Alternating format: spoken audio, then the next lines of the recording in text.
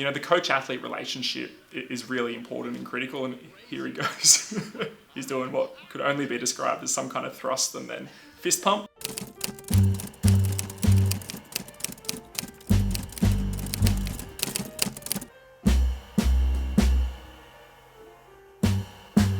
My name is Dr Matthew Schweickle. I'm a lecturer in sports psychology, and today we're going to be reacting to famous and historic moments from Australian Olympic history. I love the suit she was wearing, it's amazing. One of the difficult things about someone performing at their home Olympics in particular, and especially when you have that expectation to perform well, there can be that added pressure. Often having a home support is a really great thing, but it can add a lot of extra pressure and expectation for athletes, and ultimately that can lead to performance breakdowns.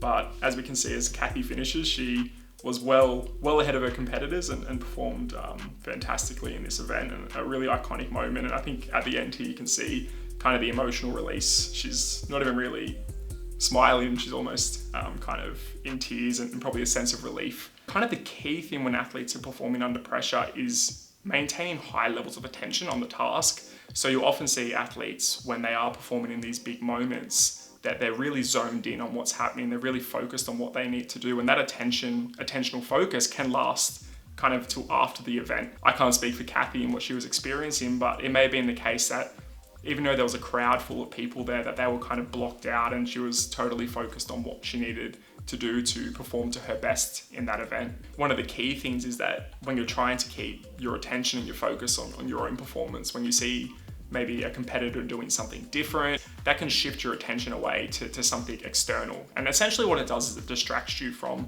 what you should be focused on. So something as simple as maybe coming out in a suit that looks different to what everyone else is wearing might just introduce those thoughts of, what have they got on? Is that going to make an impact? Do I need something like that? And in these events where a second makes all the difference, that can have a substantial impact. There's a range of reasons I think it was such a historic moment. Obviously being a home Olympics, track and field isn't historically our strongest sport. The cultural history behind it, the first Aboriginal woman to win a gold medal in a track and field event. I think there's just so many factors that came together in that moment to have a real positive impact on Australian culture, Australian sporting culture. And I wish we could bring back that suit, it's amazing. So sticking with the Sydney 2000 Olympics, next we have the 4x100 men's freestyle relay. This has kind of gone down in infamy as the famous air guitars celebration. So just Thorpe here coming in to win the event, and it was actually quite a good comeback at the end here. He was about half a body behind at the 50-meter mark and really came through in the end there. To kind of cap off his big introductory Olympics. And then yeah, we can see the guys there playing the air guitar in response to some of the taunting from the USA men's freestylers who said they were going to smash the Australian team like guitars. And I think really speaks to the rivalry between Australia and America, particularly in swimming, where America kind of historically dominated, but obviously one of our strongest sports as well. Having that rivalry can really add that bit of extra motivation to really perform, and being a bit more of an underdog removes that bit of expectation. You've kind of got a bit of a free shot. It's a sense of, well, let's just see what we can do. Let's just see what happens. Whereas sometimes when you're the favorite or you're expected to win, really the only positive result you can have is to win. And that kind of feels like you're doing the bare minimum. So that can add a lot of extra pressure for some athletes. They love that. They love that expectation that they're the best and that they will win. But for others, it can add a bit of extra anxiety and can ultimately result in them maybe underperforming in some instances. To some Winter Olympics now, and this is at Salt Lake City 2002, a very famous moment of Stephen Bradbury in the 1,000 meter speed skating. And this has kind of gone down as a pretty famous moment. Pulling a Bradbury has kind of worked its way into common vernacular. At 5 laps to go, he's well behind the others, but I mean, to even be in an Olympic final, he's the 5th fastest in the world at this point. So it's a great achievement to even be there. And one of the things that he's talked about that probably isn't talked about very often is this was kind of his strategy, because he knew he wasn't going to be fast enough to win the event. He just thought, I'll hang back and I'll just see what happens. And that kind of happens in sport a lot. Things can change. And he was just kind of hoping that the guys up front fighting would fall over, and just as happened, they're falling over on the last corner before the finish line, so perfect for him. And he just slips over into gold medal, and I don't think he was ashamed at all about celebrating. He looks stoked. And quite the look as well, the blonde-dyed hair and eyebrow ring and goatee. It's quite the combination. Very 2002. Yes. Yes, when we talk about choking in sport, typically what we're talking about is some sort of shift in attention because of your increased anxiety. In this case, it may have been that it's the last corner, the finish line's right there. You might start thinking, I'm going to win gold, I'm going to win silver, I might win bronze. And that split second where your attention shifts might just be enough for your skate to clip another skaters. And when you're that close, it's kind of a bit of a domino effect. And essentially that's what happened is one mistake from one skater has had a flow-on effect to the others. So essentially what we see when people do choke under pressure or perform poorly under pressure is just that kind of shift in their attention away from really what they're meant to be focusing on, which in this case should probably be their skating and making sure that they don't hit another athlete. Obviously, any kind of negative commentary, especially in the media, can affect an individual's well-being and their mental health. I think in this instance, most people know that, you know, in that same circumstance, you're not going to stop and let others win the race. Essentially, he hasn't done anything outside the rules. He's said that was his strategy to do so, and effectively that's just played out, and some people might say he didn't deserve it, but it was a fair level playing field, and it just happened that the other athletes fell over. It might be a small chance that it happens, but it did happen, and that's sport sometimes, that, you know, things go awry and you need to be able to adapt to that circumstance. And it kind of aligned with a very Australian ethos. He seemed a very relatable guy. I don't think he was walking around kind of saying he was the greatest skater in the world afterwards. He kind of acknowledged that, look, this was a pretty fortunate circumstance that happened, and I managed to take advantage of that, and, you know, has kind of built a bit of career off that moment whilst he's a professional skater, and had performed quite well in previous events as well at other Olympics, and he'd won bronze before in a team event. He kind of came across in that way of, this is someone who's a bit more everyday, a bit more relatable, winning a gold medal in a real underdog, unlikely scenario, and I think kind of that combination of different factors captured the cultural imagination. So Australia are thinking about third at this point. Everyone's still rowing from the long shot. So Australia have started to drop out of the frame. Unfortunately, the cameras back then weren't as comprehensive as they are now, so we've only got the long shot. But essentially, what's happened here is that out of the 8 rowers on the team, Sally Robbins from Australia put down her paddle, essentially from exhaustion at the time. One of the things we know is that, particularly if you're feeling anxious, which you can imagine someone would be under the pressure circumstances of the Olympics, it can lead to feelings of exhaustion, a lot of somatic energy. And we can see here as it zooms out, Australia's way back behind the pack. In a team sport such as this, it's very difficult in that if one person stops rowing, it's kind of over for everyone, unfortunately. And this has kind of gone down as a fairly infamous moment in sporting history, probably a bit hard on Sally in this instance, who copped a lot of blame and accusations afterwards for kind of giving up, but probably one of the cases where it's potentially all got a bit much for this athlete and can kind of lead to those physical symptoms, even though it maybe came from a psychological standpoint. It can be really tough, and even the fact that other people are relying on her in this instance can add a lot of individual pressure, that sense of that you may be letting your teammates down. In this case, it's probably those feelings of anxiety, that feeling of pressure. I mean, there may be other physiological things going on as well, but at least from a psychological point, can become quite overwhelming and lead to those feelings of exhaustion.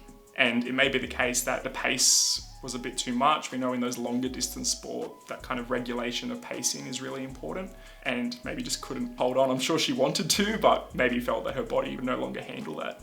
Mental health and sports, and particularly elite sports, has come a long way in the last decade, even within the last 5 years. We know that elite athletes are at increased risk of some mental health problems. And part of that can be from public perception. Social media has added to that. I mean, thankfully, this was in a pre-social media kind of era. I can't even imagine the type of abuse that an athlete would have copped back then from social media, and that can all contribute to athletes' well-being decreasing. So it can have huge impacts on the well-being. Thankfully, I think we've seen kind of more of a positive shift towards understanding that athletes are humans and like anyone will make mistakes in sport, but we can definitely take a very blame the athlete stance and thinking that we wouldn't do that in that scenario. But the reality is that athletes at that level have already gone through so much to get to that point. They've already performed under pressure so many times. They've shown their worth so many times. And just like anyone, they just can have a moment where maybe it doesn't all go too well. And unfortunately, it's just on an international stage when that happens, which can lead to a lot of blame and negative impacts for the athletes. An unfortunate moment, but one that has gone down in kind of Australian folklore. Ariane's just won the event, and the coach-athlete relationship is really important and critical. And here he goes. The mask is coming off any second. There we go. COVID doesn't matter. And he's doing what could only be described as some kind of thrust and then fist pump. The coach-athlete relationship is really important, and it kind of speaks to the excitement and investment so many coaches put into their athletes. And not to mention that these coaches are under pressure themselves. And this is their job, this is their livelihood. Their jobs depend on how their athletes perform. So I'm sure there was a lot of relief for him, but I think in this instance, there's probably just more pure happiness that his athlete has achieved a gold medal. And he reacted in a very exuberant way and brought a lot of laughs to kind of what can sometimes be a very serious event. There's definitely some famous moments of coaches reacting, of the wins and the losses. I mean, this is probably the most actions someone's crammed into about 10 seconds that I've seen, but for one example, there's, Jose Mourinho, when one of the teams he was managing ran down the touchline and slid on his knees. And we often see the flip side as well, coaches kind of reacting very negatively. Sometimes that might involve having to go at a ref or having to go at players or sometimes fighting with other coaches, especially when they're in quite close quarters. So there's actually a lot that coaches need to do to be able to control their own emotions so it doesn't impact the athlete in a negative way. In this case, it's great, they're all celebrating together, but sometimes if a coach is stressed or anxious themselves, that can also pass on to the athlete. So the coaches do play a really important role in that kind of performance mindset. This went down in history for a lot of reasons, one being that it was the longest penalty shootout in World Cup history, and also kind of around the broader cultural impact that it had on the growth of women's sport and the momentum that's now created for women's sports, not only in football, but across a whole range of different types of sport. Sam Kerr was obviously under a lot of pressure, not only to perform when she was playing, but also to come back from injury. And one of the tough things is that when you are more stressed, can actually delay your recovery, can also lead to increased chances of injury. So I'm sure the pressure and stress she was experiencing kind of to be back playing probably wasn't necessarily all that helpful in her overall recovery. But thankfully when she did come back, she managed to play really well and score that goal to put us in that position for the penalty shootout.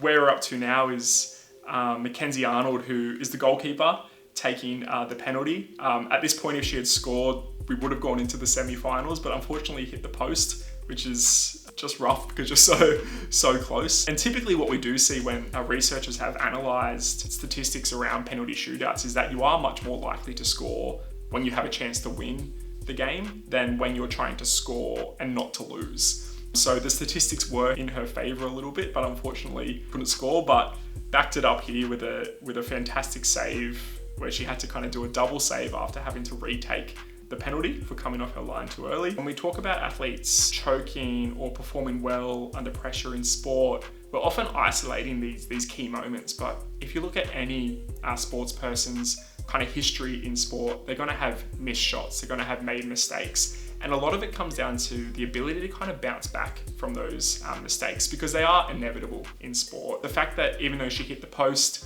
and missed the penalty, that she was still able to respond to that in a positive way, I think says a lot about her character, any athlete's character, and is probably the real key thing that you're looking to try to promote in athletes because it's only, a centimetre here or a centimetre there from hitting the post or scoring a goal.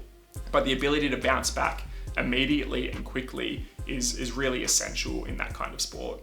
I think at this point it's 18 penalties we've now had, And by this point in a penalty shootout, we've gone through the whole team now, so these aren't even necessarily the players that would typically take a penalty. So Courtney Vine to take the last penalty to put Australia through would have been obviously under a lot of pressure. We know that exposure to pressure over time can help build that ability to perform under pressure. For those younger athletes who maybe haven't had that experience before or been in those kind of situations before, when it is unfamiliar, can add increased pressure beyond what's already happening in the stadium. But we can see here she nails it in and celebrates with her team, and as we can see in the kind of bigger crowd shots, the rest of the country. She did obviously really well there to be able to manage that and still perform under those circumstances. It's such a pivotal moment for, I think, Australian sporting culture, women's sport in Australia, and hopefully something that Matildas, will continue to grow off the back of and work towards maybe winning a World Cup or winning the Olympics. Thank you for watching this video. The University of Wollongong has lots of different experts in lots of different areas, so let us know what you want to hear about, who you want to hear from, and let's go Australia in the Olympics.